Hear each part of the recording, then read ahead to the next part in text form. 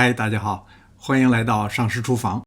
如果您喜欢吃面条，那么我今天和您分享的这个红烧肉面，您一定得看一看，因为这种做法是特别接地气儿的家的味道。从 Costco 买的猪肉包装很大，切小块冻起来。做之前最好是连包装一起泡水。这是猪的上肩肉，肥肉不算多。红烧肉一般用五花肉来做，但是现在很多人不喜欢太油腻的食物，所以我改用猪的上肩肉来做，效果也非常好。切成1寸见方的小块，泡在水里去除血水和腥气。接下来准备一些调料，草果最好拍裂，这样更容易释放味道。放入调料袋或者是一个滤网中，放入适量的花椒、肉蔻、桂皮、大料，再加几片香叶。因为吃的时候汤要倒在面里，把调料这样隔离起来最好。还需要准备葱、姜、蒜、辣椒和土豆块。猪肉泡1个小时以后，清洗干净，攥干水分。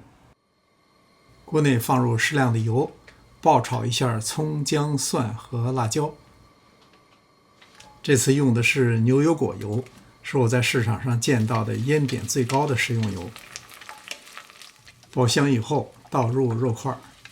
如果肉块没有攥干水分，这时候可能就会大量出水，那么急火爆炒的效果就差多了。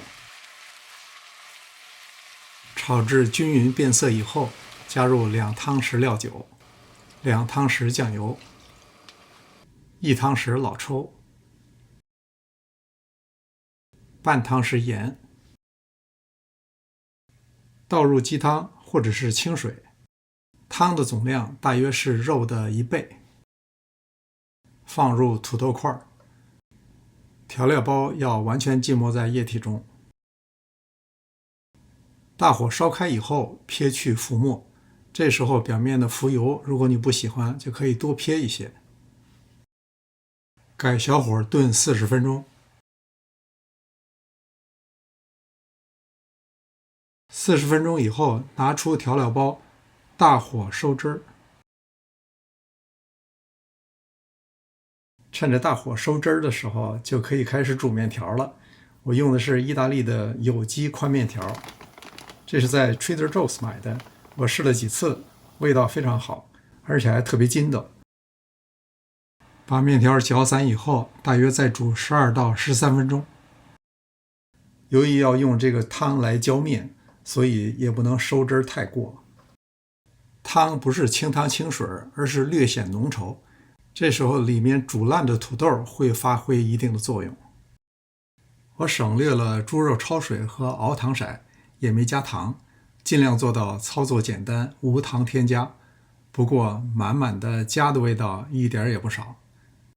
配菜我用的是绿豆芽，不要等开锅就快速捞出。绿豆芽清新的味道能为这碗面提色不少。这里您就可以随意发挥了，青江菜、菠菜、绿菜花都是不错的选择。感谢您的观看，临走前别忘了点赞订阅。这里是上师厨房，我们下次再见。